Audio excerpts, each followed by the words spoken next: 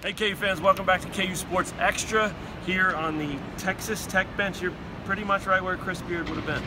Yes, pretty much, and Chris Beard was even keeled afterward, which you know, he's going to be a great coach. He's, you know, he didn't say he expected this, but he expects that kind of effort from his players, and they give it to him.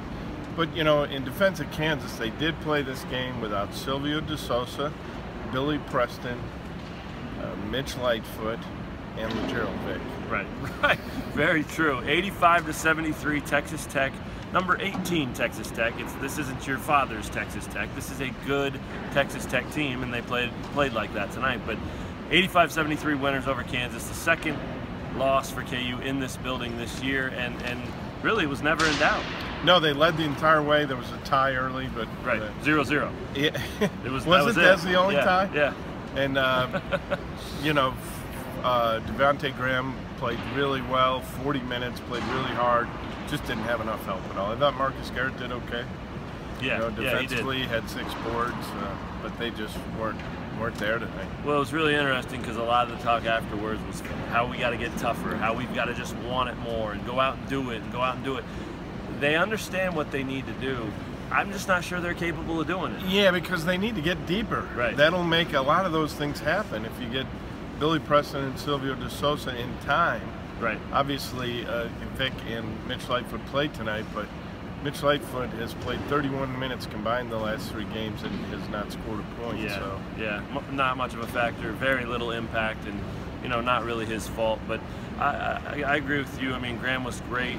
I talked to him a little bit after the game, and you know, despite all those things that we just mentioned, he did a great thing and a thing that senior leaders should do. And he said, we're not going to make any excuses. I'm not going to talk about our conditioning because I think we're in good shape. I'm not going to talk about Udoka's back because, I mean, you know, it's the right thing to say. And they need a senior and they need a leader to step up and to take charge and maybe be less nice and more nasty and demanding. And these guys you still have to be something. Yourself, but True. How about looking at how hard he's playing and how well he's playing and just trying to do it for him? Go do that. Yeah. You know, Self said of Texas Tech, they play hard, they play for each other. Right, they like each other. He said that for a reason. They like each other, they play for each other. He just doesn't say stuff. Right. You know, he says stuff for a reason. Yeah, that's a good point. So the second loss in here this year, the first time since 2006, 2007, that's happened, and the freak out on Twitter is that there's more coming. We'll see if that's true. The next one is that KU plays at Texas Christian on Saturday night. So those are the same people who were freaking out at me for picking Kansas to finish 3rd in the Big 12. How could you? 5th. No, and there's plenty of time to still win it, but I'll stick with my 3rd place prediction. And if they get those other 2 guys, I'll say they're a better tournament team than they are a regular season. Nobody would mind that, that's for sure.